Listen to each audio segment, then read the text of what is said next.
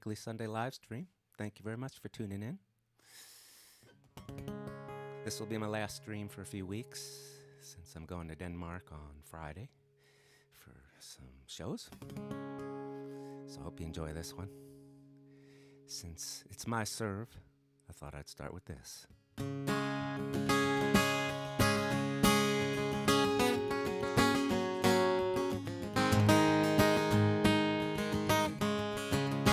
When I was a little feller, ping pong table in the cellar, every night just after dinner, he used to let me be the winner.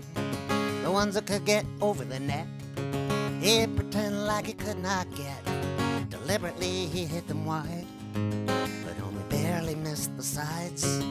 Everything he'd hit real soft, he could turn it on and off. But just to show me that he could, he'd almost hit one through the wood. My dad, he was a champion. Me, I was his only son.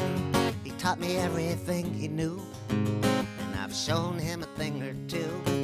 He played the ball with lots of spin, taught me how to serve like him.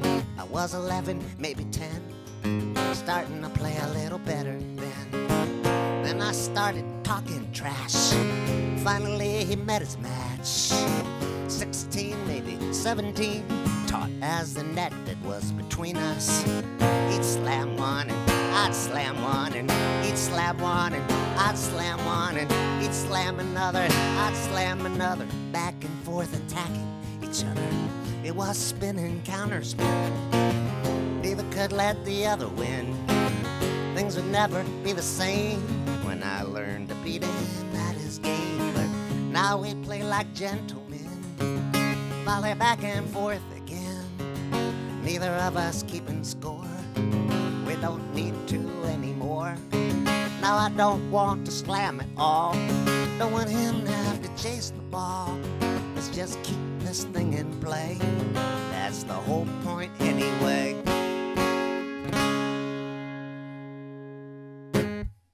I'd like to welcome my friend and partner, Barbie Angel. She's helping us today with, I was going to say with links, but neither Facebook or YouTube will allow them. Sometimes Facebook does. Anyway, Barbie is our digital concierge. She'll be answering any questions you might have. She'll be dropping some information into the chat window and into the comments on Facebook. Glad you could be here today. This is a non-ticketed event, so I am relying on your generosity. I've got various digital tip jars, and Barbie can let you know where to find them. I thought that with everything going on currently in the world today, but especially in this country, I thought this might be an appropriate song to sing now.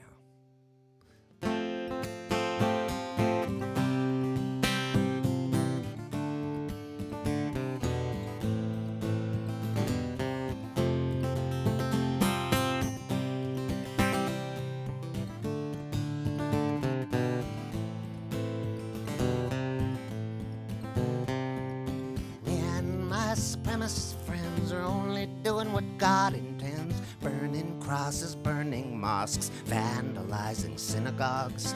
We're the patriotic sons with our semi-automatic guns, prepping for a civil war to make things like they was before.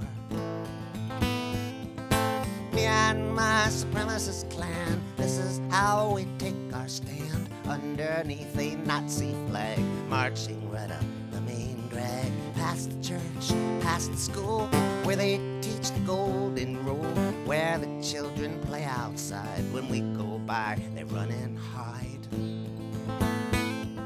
The secret handshake gets you in. At the door, it makes you kin.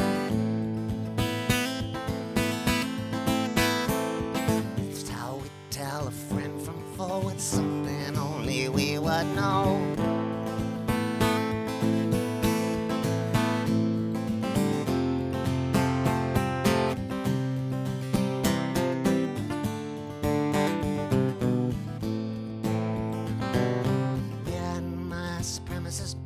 stir each other's thirst for blood, getting drunker by the hour, mixing things that all taste sour, till we can't control the rage. Any excuse to open the cage, it cannot stay inside the house. The beast is foaming at the mouth. Me and my supremacist dad one time beat a foreigner bad. He was somewhere he shouldn't have been. He shouldn't have been with his color skin. And after daddy kicked his ass and left him lying in the grass, I got some of my own licks in. He was somewhere he shouldn't have been. A secret handshake makes you kin. At the door it gets you in. It's how we tell a friend from foe. It's something only we would know.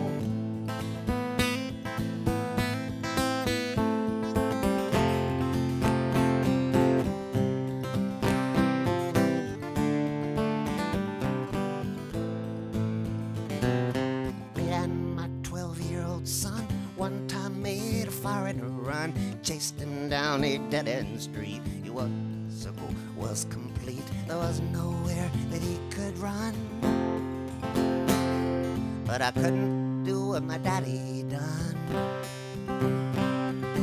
Not in front of my own son. Couldn't do what daddy done. A secret handshake makes you kin.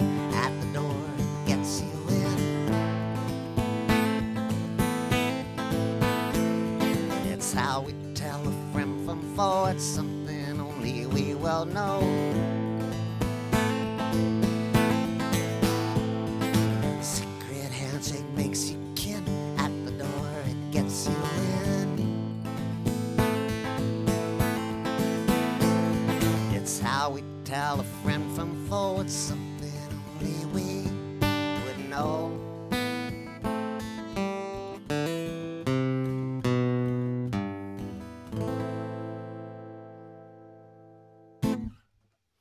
Well, there was a radio station down in Texas that assumed that was an autobiographical song, which it is not. I know you would not make that same mistake. Where'd my capo go? There it is.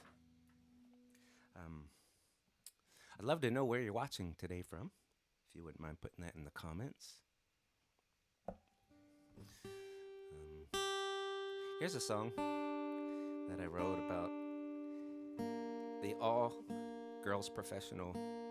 Girls Professional Baseball League that played in the 1940s and into the 1950s during World War II when the men were overseas. They were the best game in town. And there were some great players in that league. And of course, if you saw the film A League of Their Own, you know a bit more about this than some folks do.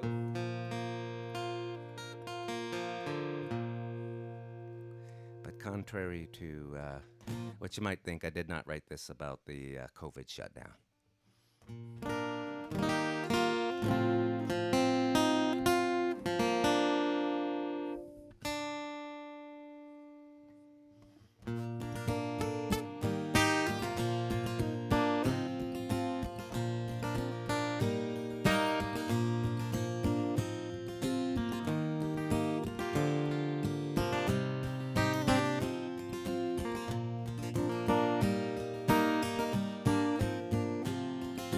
Country needed baseball. The boys were overseas, fighting with the Germans and the Japanese.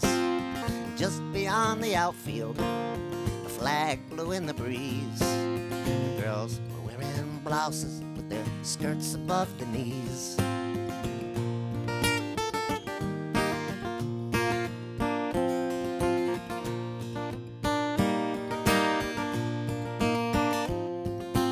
Country needed baseball, and the girls were really good.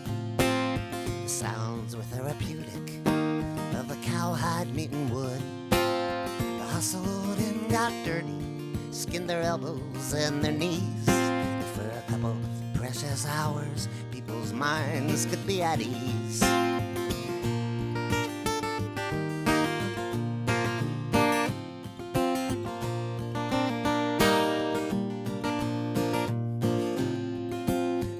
country needed baseball like you need a cigarette. When you've gone too long without one, but you still can't have one yet. And your loved one's in the trenches with a gun and bayonet. And you're stuck there waiting tables at the corner luncheonette.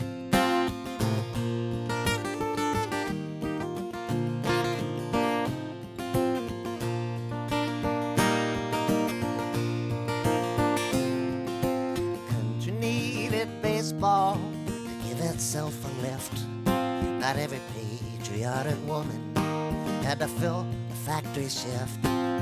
Some could hit a curveball, others could throw strikes. Some would run you over, or they'd cut you with their spikes.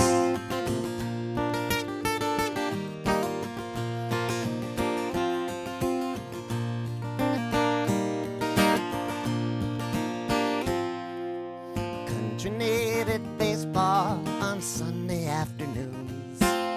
Stadiums would fill up, there'd be banners and balloons. There was Cracker Jack and peanuts, hot dogs, beer and cokes. Just like when the boys played, it all tastes like cigar smoke. Yeah,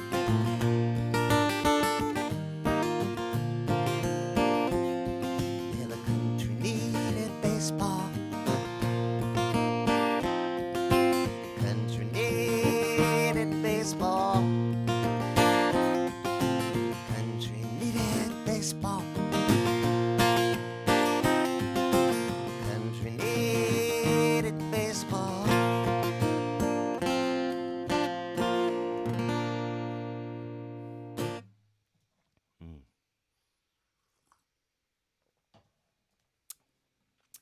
I just want to mention that just because I'm away doesn't mean that you can't still enjoy my music. This is my 14th weekly live stream, and so there are 13 other shows. And if there are any you haven't seen yet, they're all up on my YouTube channel. And most of them could also be found on Facebook, but it's probably a lot easier to find them on my YouTube channel. So, I know I sang this song just a couple of weeks ago, but because I'm going to Denmark, I'd like to sing it again. During World War II, the Danes did an incredible thing. They managed to save all 7,000 of their Jewish population. The only ones that they did not manage to save were the very few that refused to believe what they were told by the Danish folks, and they refused to flee. But somebody working within the Danish government found out that the Nazis had a plan to bring a couple of huge passenger ships to Copenhagen Harbor, and they were planning on rounding up all the Jews right over the high holiday period. And this person in the government alerted other people, and word spread by mouth, and everybody just swung into action. There was no organization to this. Everybody started to go door to door and warn their Jewish neighbors, and then they helped them escape to the harbor towns, hid them until there were boats available to take them across to Sweden, the 10 miles across the Øresund Sound. And so I want to sing this song to honor my Danish friends.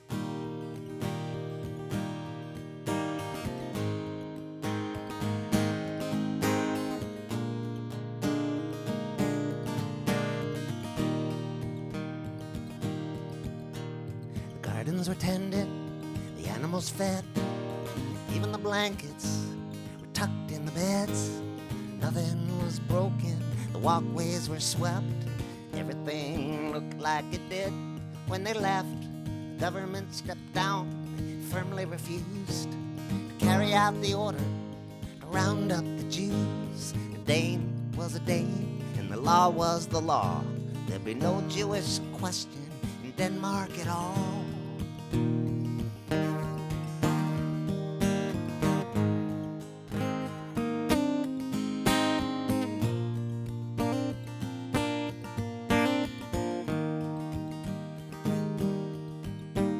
Sweden was willing to take them all in. till it was safe to go back home again. From the time word of the plan was leaked, they only would have until the end of the week. No organization, no chain of command. It was just everybody lending a hand. Schools were closed and work shut down. People were moved to little harbor towns. They came for the ones who had already gone to passenger ships that they didn't get on. After spending a week in the harbor waiting, they steamed away from Copenhagen.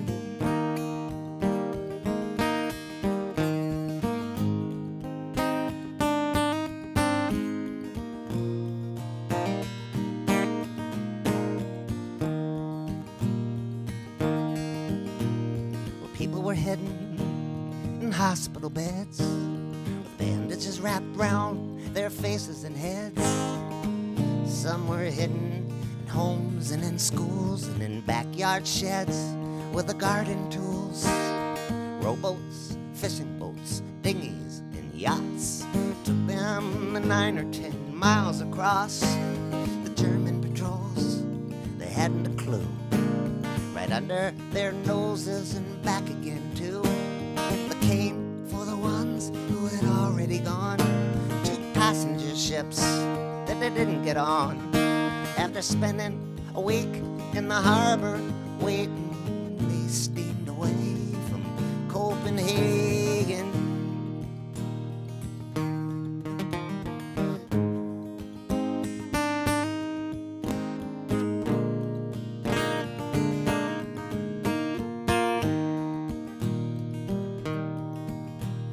Crossings were made under cover of night, aiming for those faraway lights.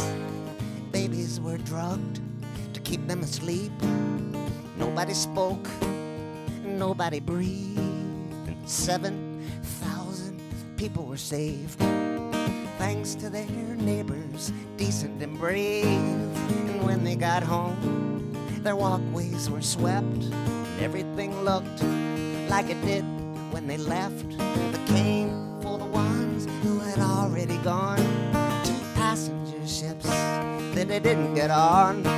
After spending a week in the harbor waiting, they steamed away from Copenhagen.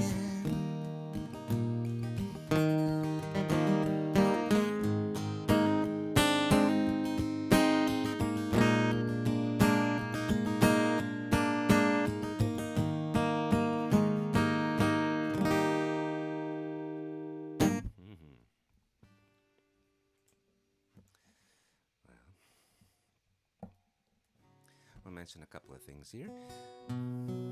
If you're interested, I'm available for private concerts over Zoom. And if you live within a couple hours of Asheville, North Carolina, I'm available for private, socially distanced concerts. We can do them outside or inside, up to you. But I can offer a really cool Zoom concert for you. I can also offer you guitar lessons and songwriting critiques or songwriting lessons as well. And I want to tell you about my Patreon page very briefly. Patreon is a way that you can support your favorite artists on a monthly basis, and it doesn't have to be a large amount. It's whatever you can afford. It can even be as low as $1 a month. But the more patrons that I have, and the more that I know is going to come in every month, the more security I have in these times with nothing else but these live streams and these last shows in Denmark that I'll be doing that I can't wait for. But after that, there's an empty calendar, and I rely on your honor and on your kindness and generosity. So if you're interested in supporting me on Patreon, you can look in the video description underneath the this video window that you're watching on YouTube, or else you can look in the comments on Facebook, and Barbie will drop them in there. And I post things that I share on my Patreon site with my patrons that are exclusive. I don't share them anywhere else, or if I do share them anywhere else, I wait a few weeks. But we do cool things like private Zoom chats and polls. I ask maybe what your favorite song is, other similar questions. Also, brand new songs. I debut them there, and works in progress, etc., etc. Special things that I would only share there. So I hope you'll consider supporting me on Patreon. About 17 years ago, I was in a movie. A major movie. It was on Sony. And it was about two friends of mine. One of them was a high school football coach, now retired, by the name of Harold Jones, and the other was a fellow by the name of Radio, who was developmentally disabled, and when he was 18 years old, was adopted by Coach Jones onto the football team as an honorary coach. Through the years, Radio's role expanded. They started to pick him up every day and bring him into school. And as you know, most likely Radio passed away this past year. I happened to be home from the road and was able to go to his funeral. But I wrote this song a long time ago, while Radio was still alive, to honor him. I once got to be Radio's minder at the Special Olympics in Anderson, South Carolina. I used to go see Radio every year. And one year, just after the movie had come out, in fact, Coach Jones had some commitment somewhere and asked me if I would mind taking Radio to all of his events and just keeping an eye on him. And this was, like I said, just after the movie came out. Radio was a huge star in the disabled community. I mean, everybody wanted his autograph. Everybody wanted to pose for photos with him. It was awesome.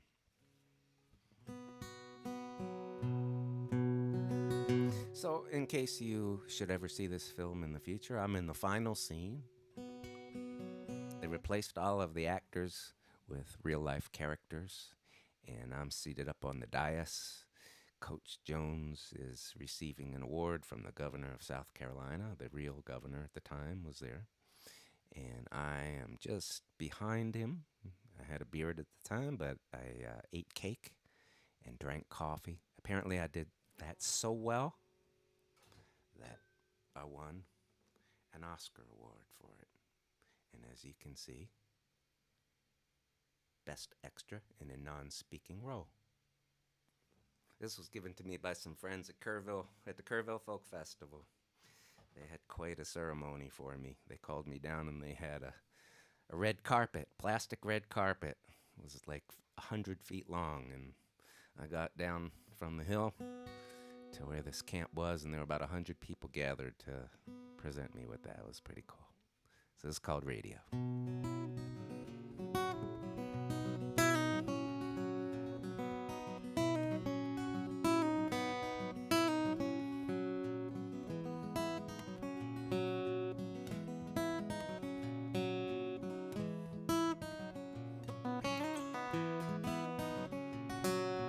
Anderson, South Carolina, T.L. Hannah High.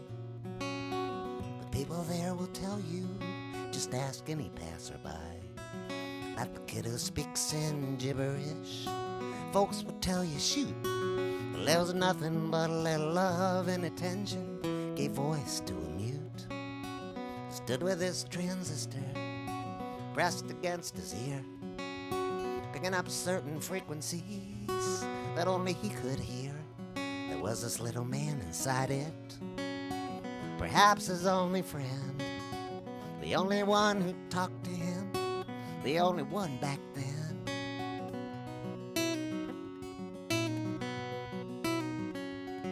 Well, Coach Jones yelled, "Come here, boy," to this kid up in the stands. Was mimicking him loudly and making gestures with his hands. The players on this football team exchanged uneasy glances. He jumped when Coach said to jump, but how slow the boy was advancing. Coach Jones was pulling on the drawstrings of his hood. The kid he spoke in gibberish, and Coach, he understood. Lamb imitating lion should look like easy prey, but this is not what happened, no. It went the other way.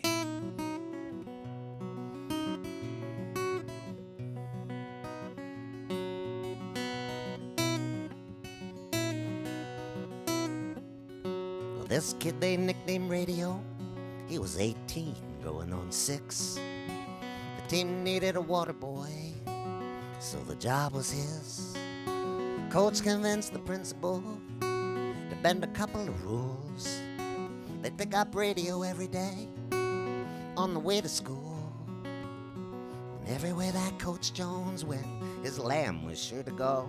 They tried him out in special ed, but his marks were too low. The kid's now in his 60s, and his hair is sprinkled white.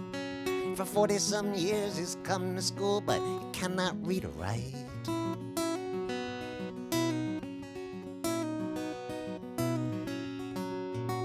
But come football Fridays, they let Radio be the star. He falls in with the marching band, then with the color guard. He jumps when the cheerleaders jump, with pom-poms on his hands. And he cusses like the coaches do, and he high-fives with the fans.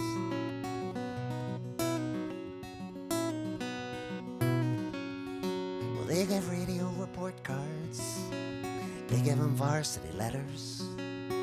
They let him wander freely in his T.L. Hanna sweater. He visits all the classrooms. If ever there's a test, he whips out his box of crayons and he tries his very best.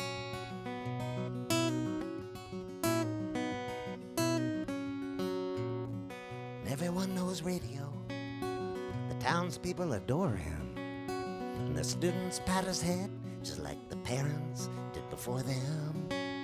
Anderson, South Carolina, folks would tell you, shoot, there's nothing but a little love and attention gave voice to a mute.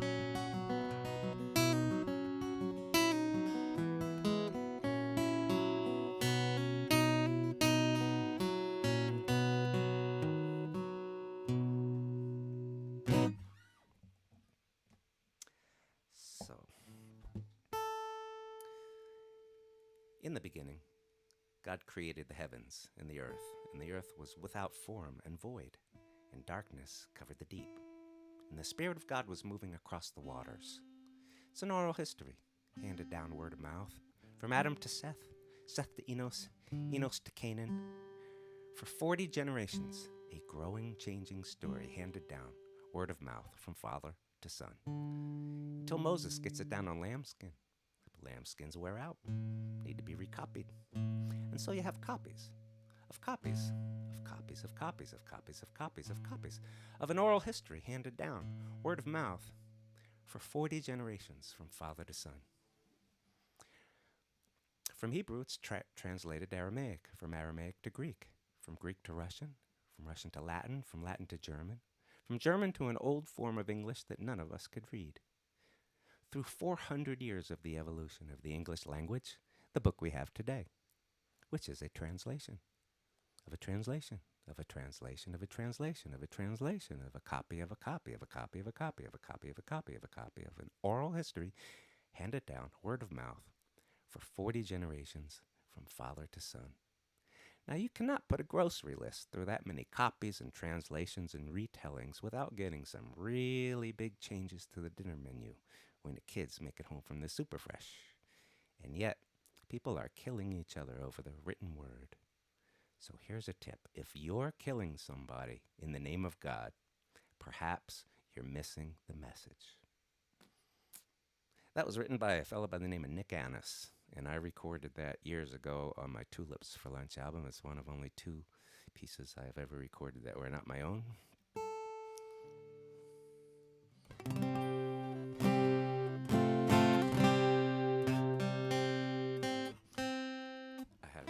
For this song here.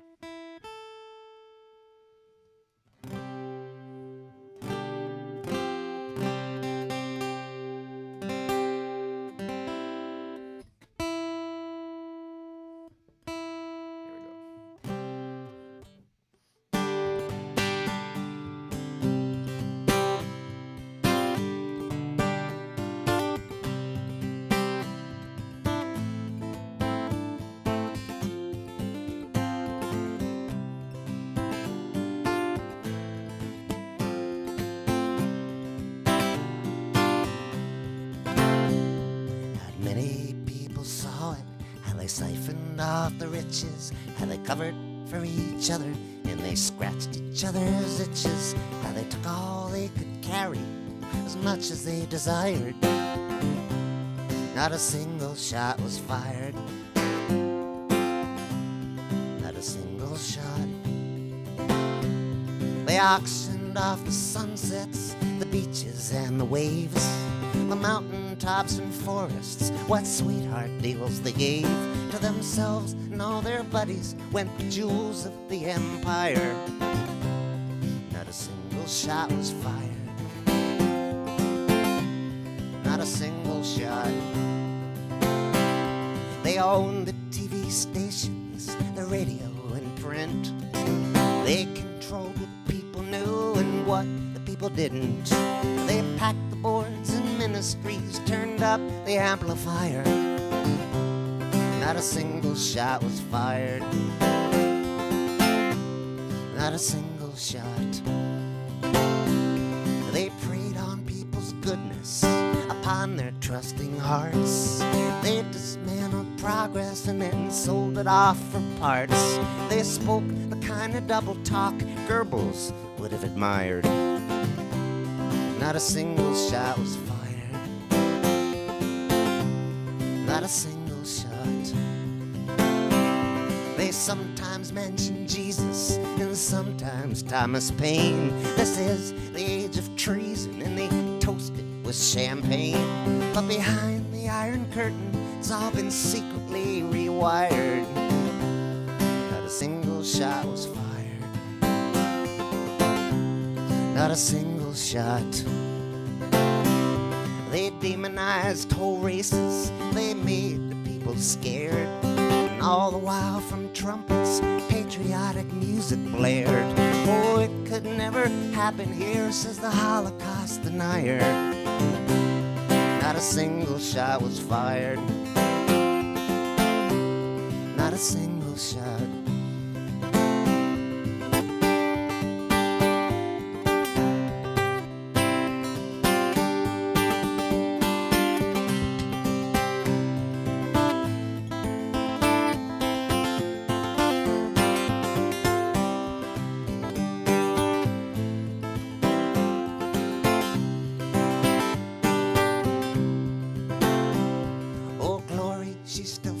Above the courthouse and the dome, the Super Bowl still happens just like it did in Rome.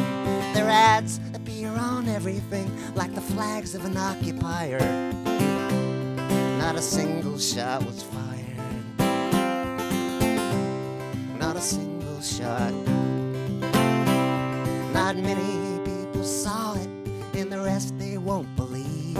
They look at you like you're crazy, like it's you who's been deceived. And they're bullying the angels for not singing with the choir. Not a single shot was fired, not a single shot was fired,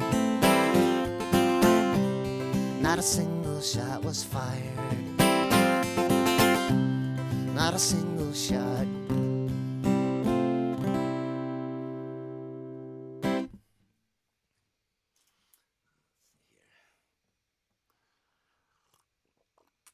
I think it's time for baseball song. And this goes out for any Chicago Cubs fans. By the way, I'd like to dedicate this entire show today to my friend Lil up in Nova Scotia. I know you're recovering from some surgery, and I hope you get well really soon. Hope you're feeling better already. What else can I tell you? I'd love to know about any future requests that you might have. I'll be back again the 27th of September for my next live stream. If you're interested in my recordings, you can pick up CDs, actual CDs from chuckbrodsky.com. And if you're interested in digital downloads, they can all be gotten from bandcamp.com. I think the URL is chuckbrodsky.bandcamp or /bandcamp.com, but again, all of those URLs are in the video window just below where the video description just below the video window.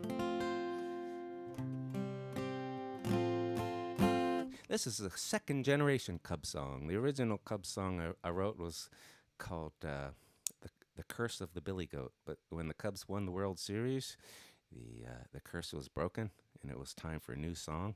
So this is called The Funeral for the Curse.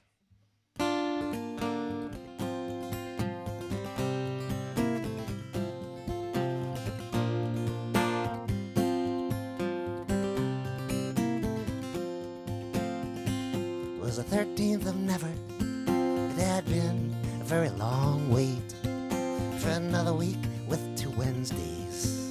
Hadn't happened since 1908. Red snowflakes were falling. It was a very blue moon. And all the folks in Chicago were singing a Steve Goodman tune.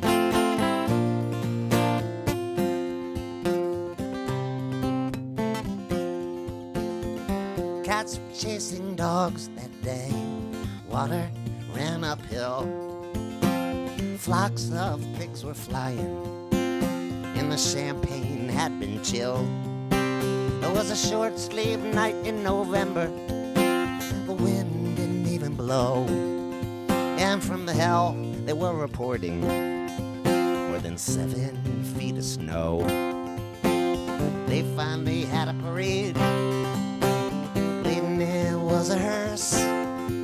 There was nothing but joy in Mudville. They threw a funeral for the curse.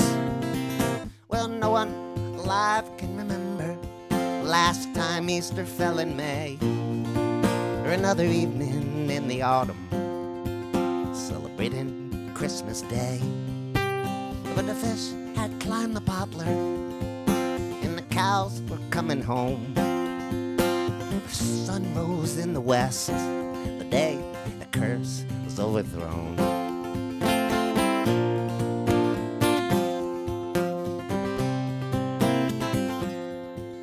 Now some said that they were ready. They had hung on just for this. They had crossed off all the other things above it on the list. And the ghosts no longer haunted now that they could finally rest. And old men and their fathers wept.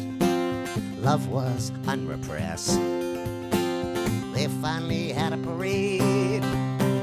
Leading it was a hearse. There was nothing but joy in Mudville. They threw a funeral for the curse. Well, now anything's liable to happen. Just keep your eyes on the dominoes and expect the unexpected. Always wear clean underclothes, 'cause it was in a month of Sundays, second Wednesday of the week. There was hugging in the tavern, lots of kissing on the cheek. They finally had a parade. Leading it was a hearse. There was nothing but joy in Mudville. They threw a funeral for the curse. Yeah, they finally had their parade.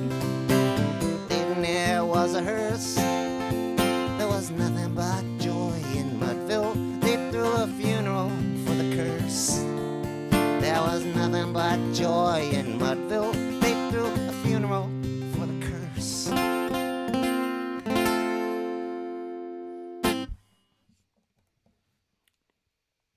So, I have referred to this next song in the past as a real troublemaker. I'll tell you why after I finish singing it.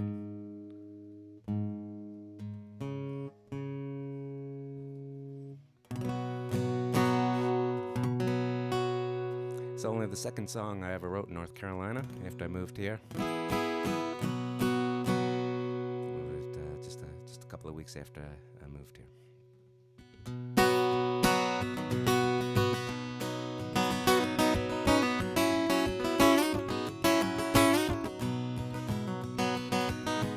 Ashes from the wood stove filling up the bucket, spilling out the top, so we're gonna chuck it. Take it out the back door to where I never mow.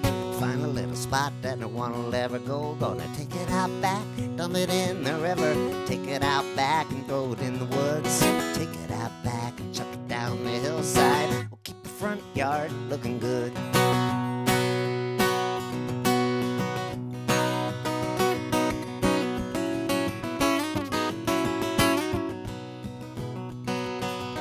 That old TV quit on me, brother, 10 years ago, so I got me another.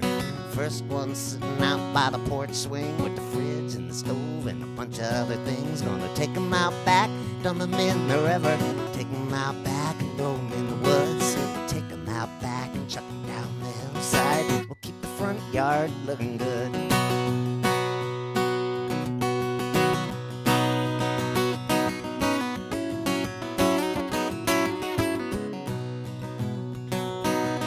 The rusted old car's got no motor. If it had any gas, I would try to explode her. Help caps, hoods, and old transmissions. Take 'em to the river, gonna make for good fishing. Gonna take 'em out back, dump 'em in the river. Take 'em out back and throw 'em in the woods. Take 'em out back and chuck 'em down the hillside. We'll keep the front yard looking good.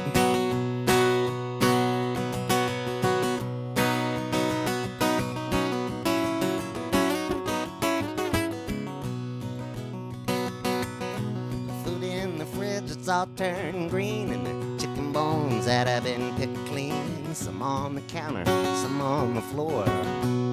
Let's take 'em out the back door. Gonna take 'em out back, dump 'em in the river. Take 'em out back and throw 'em in the woods. Take 'em out back and chuck 'em down the hillside. We'll keep the front yard looking good. We'll keep the front yard looking good. I got to keep up the neighborhood.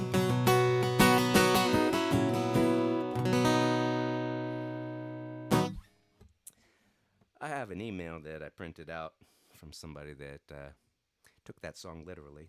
And I'm going to read it to you if I can find it. Here it is. A friend recently gave me a copy of your new CD. I love the gently flowing instrumentals and the sweet vocals.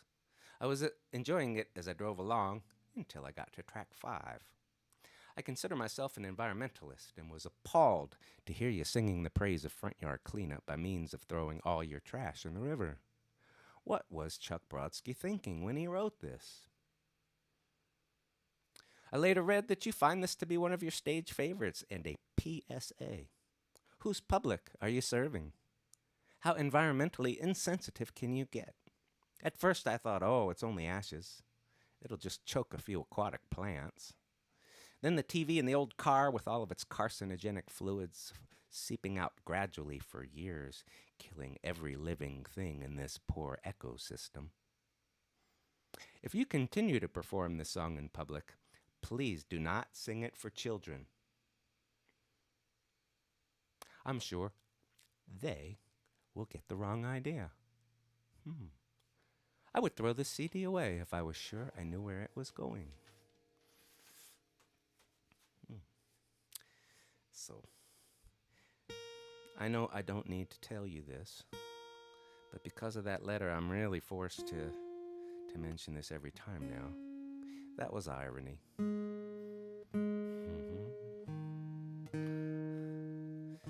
On June 12, 1970, a miraculous thing took place on a baseball field. Not just any baseball field, a Major League diamond. A pitcher by the name of Doc Ellis threw a no-hitter. That's rare enough on its own. But Doc Ellis threw this no-hitter while high on LSD, and that makes it even more rare.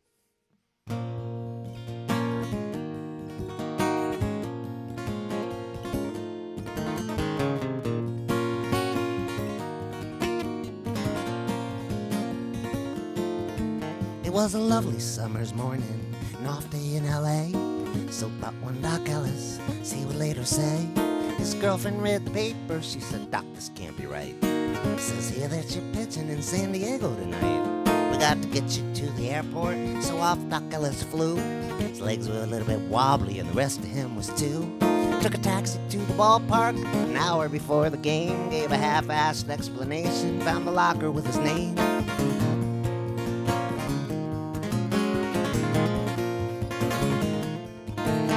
the organ in the upper deck played all the schmaltzy hits. You could hear it in the clubhouse while Doc was getting dressed. His sunglasses he reached for from his locker in a case. Doc Ellis put his jersey on and he put them on his face. And time came to go on out there down the corridor. The walls were a little bit wavy and there were ripples in the floor.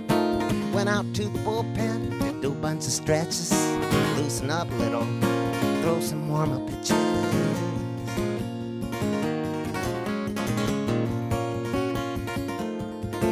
All rose for the national anthem. People took off their hats. Fireworks were exploding and the Cokes were already going flat. Doc was back there in the dugout. So many things to watch. Some players spit tobacco juice and others grabbed their crotch. Well, the umpire hollered, play ball. And so it came to be.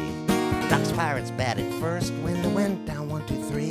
Doc's catcher put his mask on and he handed Doc a ball, and it was 327 feet to the left and right field wall.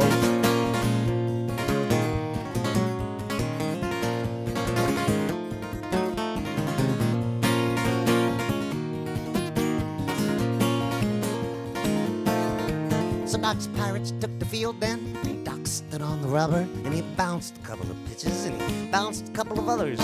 You might say about that day that it looked a little wild. The leadoff batter trembled, nobody knew why. Doc Ellis smiled.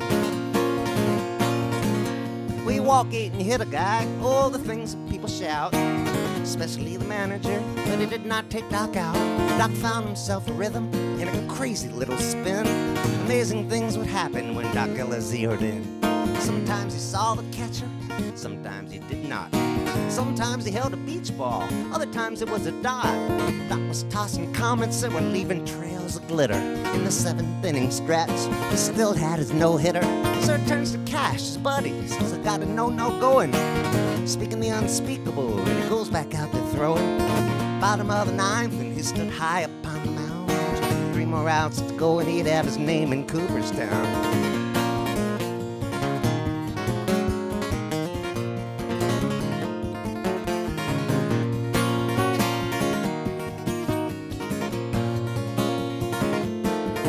Well, first up was Canizaro, and he flied out to a loo. Then Kelly grounded out for Dean, and the shortstop yells at 2. Must have been a madhouse, fans upon their feet. The little ones among them were standing on their seats. Well, that would have brought up Herbo, but Spezio pinch hit. And he took a third strike looking, and officially that was it. It was a lovely summer's morning, an off day in L.A. So thought one Doc Ellis, as he would later say.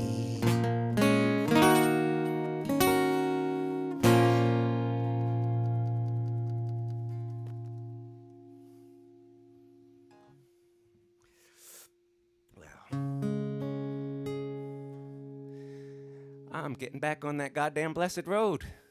I didn't think I'd be getting on it anytime soon. And once I get off of it, on the 20th of September, God only knows when I'll get back on it again. But I can't wait for this trip. Oh, it's been a long time. I haven't been on tour since early March. So I'm heading out on that goddamn blessed road.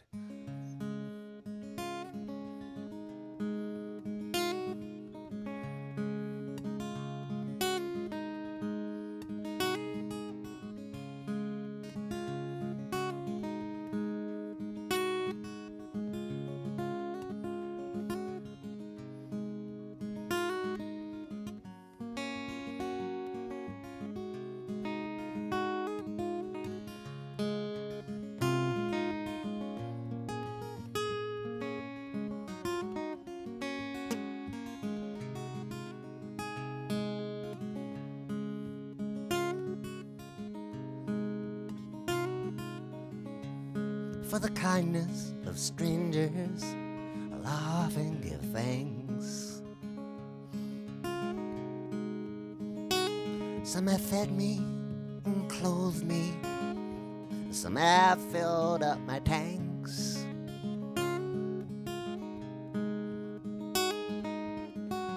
Some have taken me inside their humble abodes.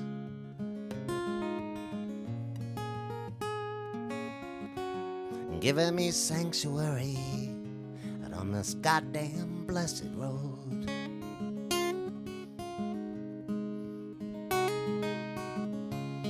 And it all fit in a backpack with a sturdy metal frame. And my map had routes to everywhere, so I underlined some names.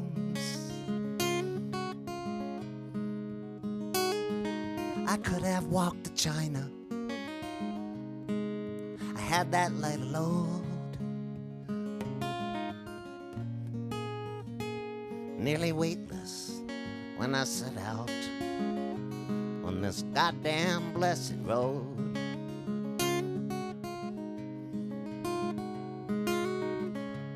Well, I banded with some gypsies.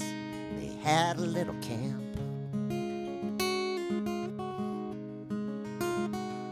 And a garbage fire to keep warm by, from the cold and from the damp.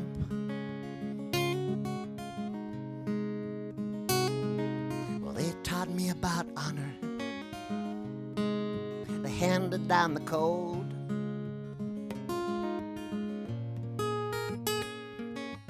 I have always tried to live by on this goddamn blessed road.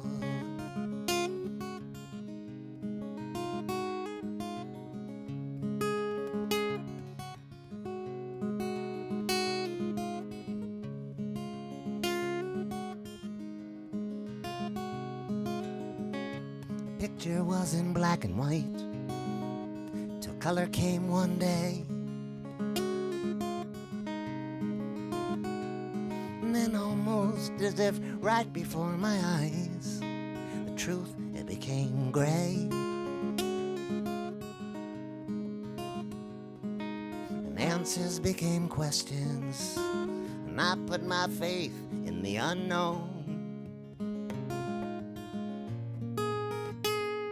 And I've trusted it to lead me on this goddamn blessed road.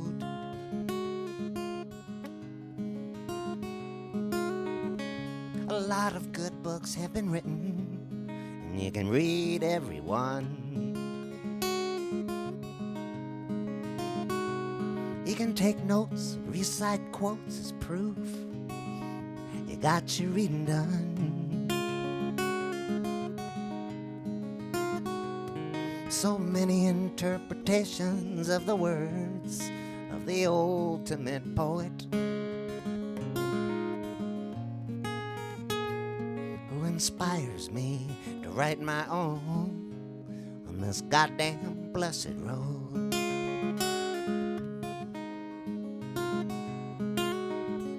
The magic happens sometimes. Things will just appear.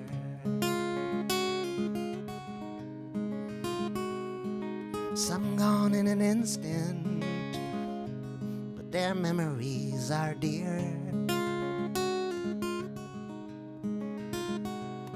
My heart, it gets heavy. My legs, they get bold. Hauling all my riches away down this goddamn blessed road.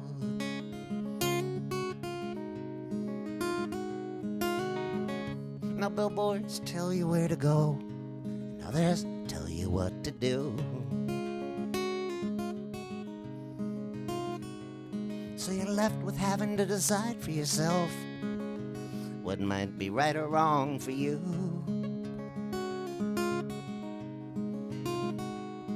My one and only question was how to know, how to know. From all the answers people have for you, and on this goddamn blessed road.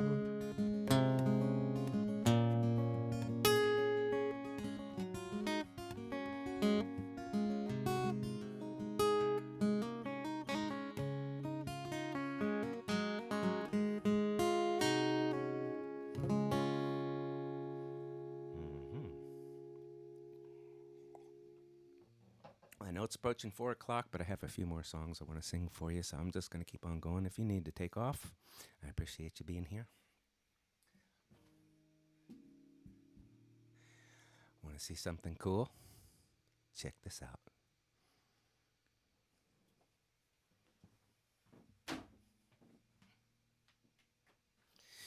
Pretty slick, huh?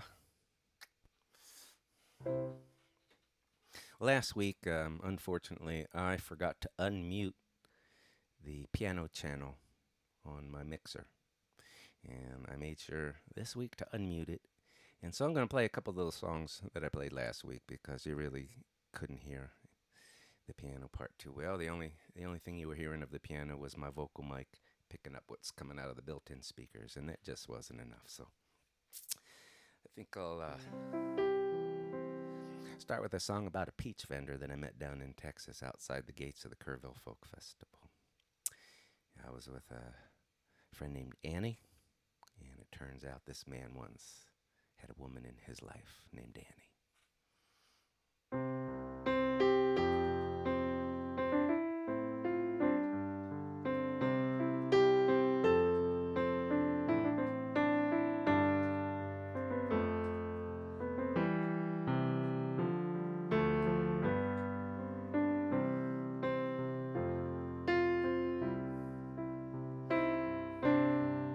We stopped for peaches, little roadside stand. Man said his name was Bill. Said, I'm Chuck, this is Annie. He said Annie was the one and only true love of his life. They met at his wedding, but by then he had a wife.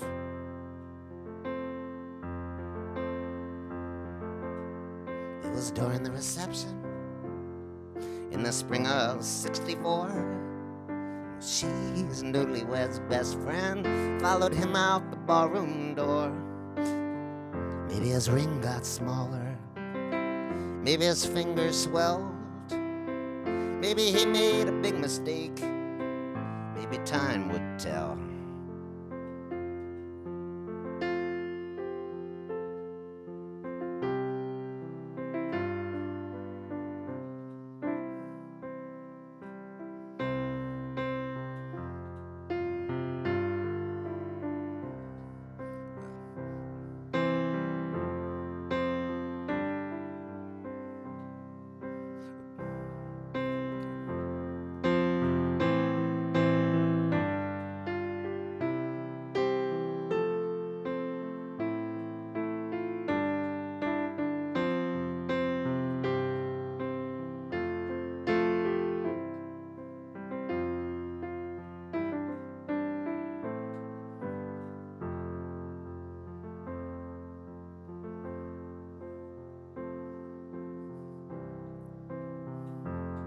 Can't think of that next verse. I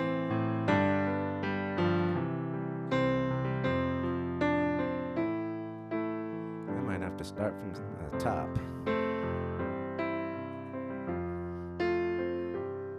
You ever tried to start a song on the second verse? It's not easy.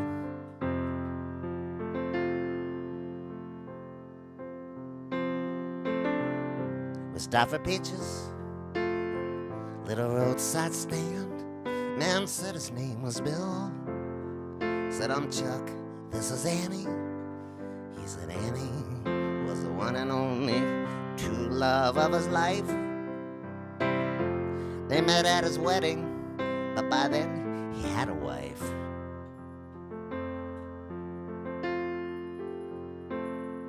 It was during the reception in the spring of '64. She's newlywed's best friend followed him out the ballroom door. Maybe his ring got smaller, maybe his fingers swelled, maybe he made a big mistake, maybe time would tell.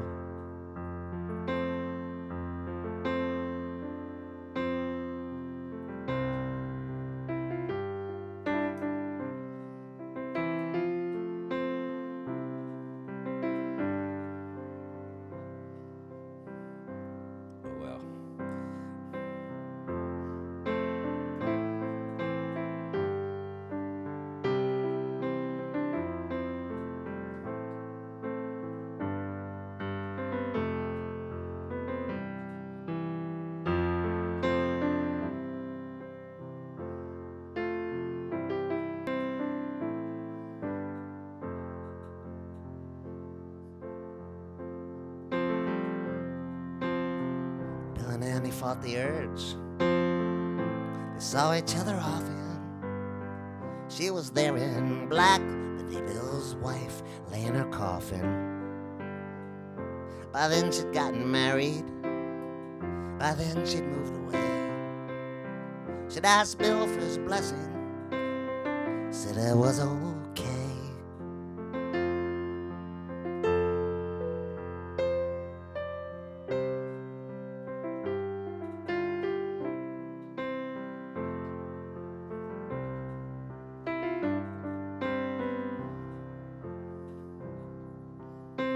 Bill said, taste the peaches. Cut us each a slice. They were a little on the small side, but they sure tasted nice. Do you think I did the right thing, Bill asked? Though I knew he knew, so I answered with a question. Asked him, Bill, do you?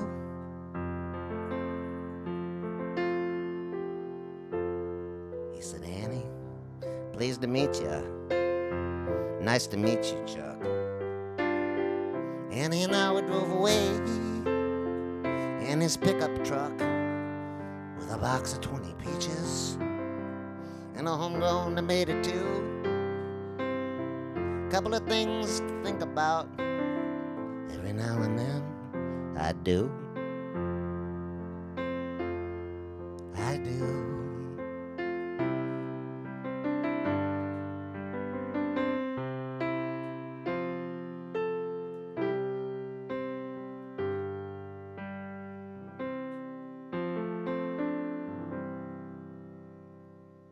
Never start a song in the second verse. It's not possible. Here's another one I did last week. It's about a man by the name of Amnon Weinstein who has been restoring violins from the Holocaust, either violins that belong to people who perished in the Holocaust or violins that were utterly destroyed by the Nazis or by conditions. And he's lovingly and painstakingly restored about 100 of them by now, and they have gone on tour called the Violins of Hope. Maybe you have seen them. And I'm going to do this as a duet with Poppy here.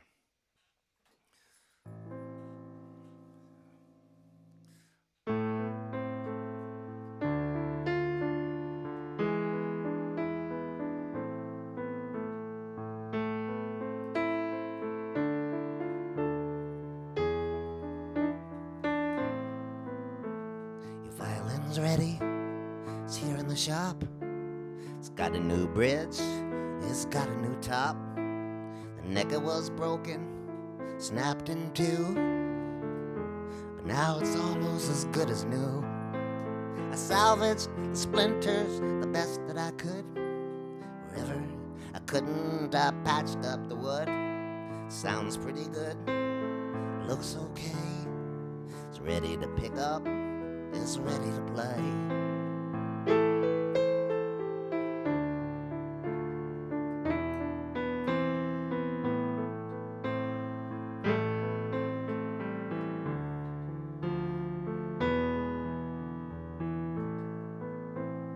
Music was silenced, locked in its case, had to be hidden and not show its face. Stormtroopers came, kicked down the door, found it after they tore up the floor. And just for amusement, they forced you to play. And after you'd finished, they took you away. They stomped it to bits, just left it there. Violin's ready, I made the repairs.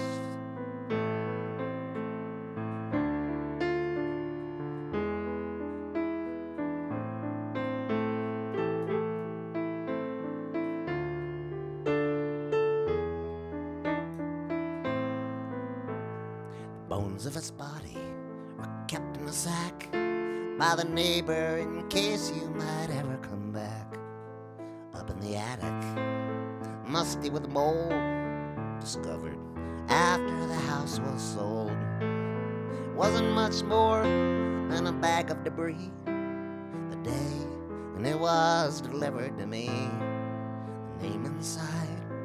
Was it yours as well? Your violin has a story to tell.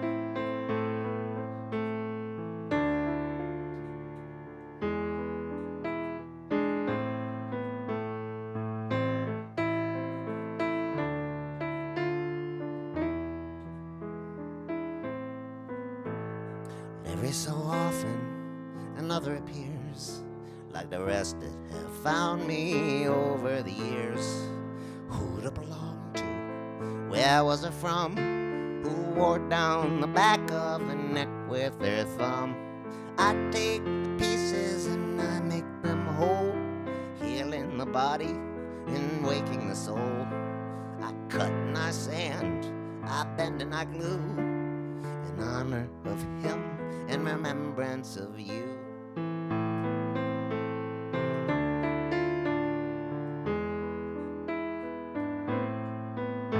I cut and I sand, I bend and I glue, in honor of him, in remembrance of you. So thank you very much for tuning in this week. I hope you have enjoyed it.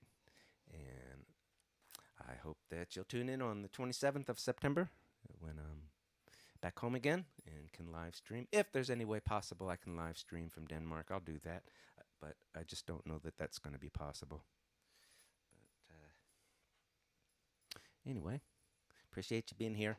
And if you're interested in throwing something into the digital tip jars, I would really appreciate that. And the information is either in the video description underneath the video window on YouTube or in the comments on Facebook.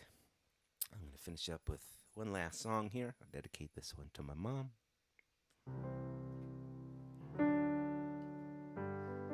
I wrote this back in 1981. I had just hitchhiked from Philadelphia to San Francisco. And I wrote this the day that I got to San Francisco. It's been recorded by a lot of people through the years. Most notably, I suppose, Sarah Hickman in Texas and Kathy Mattea in a film called Dear Mr. Goodlife, and the African Children's Choir of Uganda. And I'm going to have to sing this with a cat on my lap.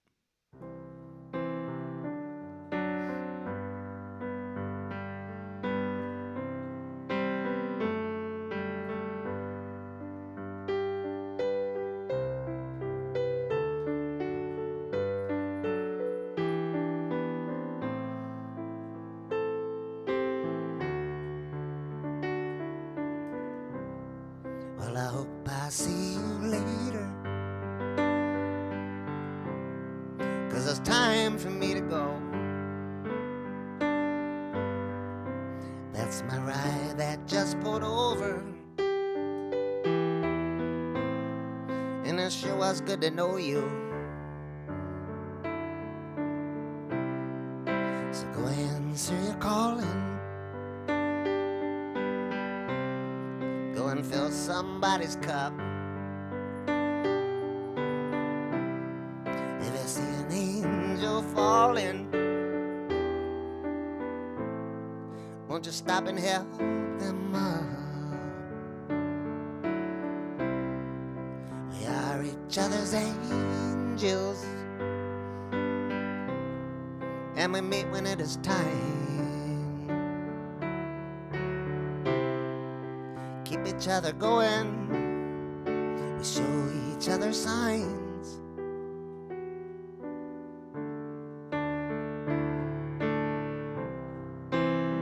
Sometimes you'll stumble, sometimes you'll just lie down, sometimes you will get lonely with all these people around. You might shiver when the wind blows, and you might get blown away. You might lose a little color, you might lose a little faith. We are each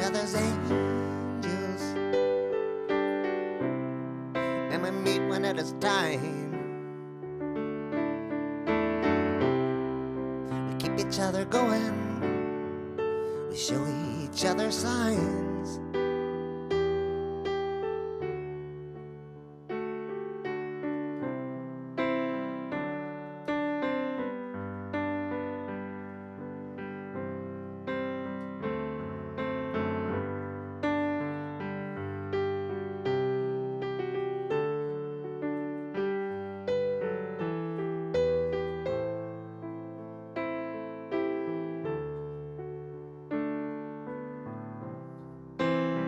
So thank you for the water.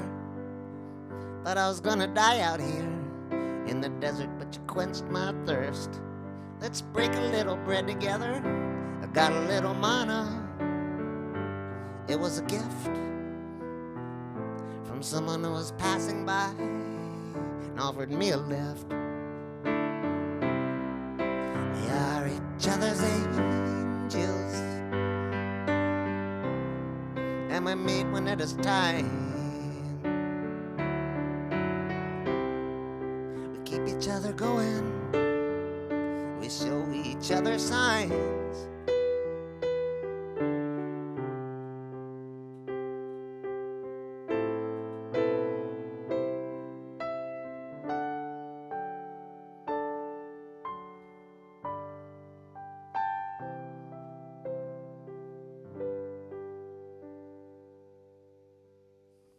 Be safe, stay well. See ya in 3 weeks. Thanks again for tuning in.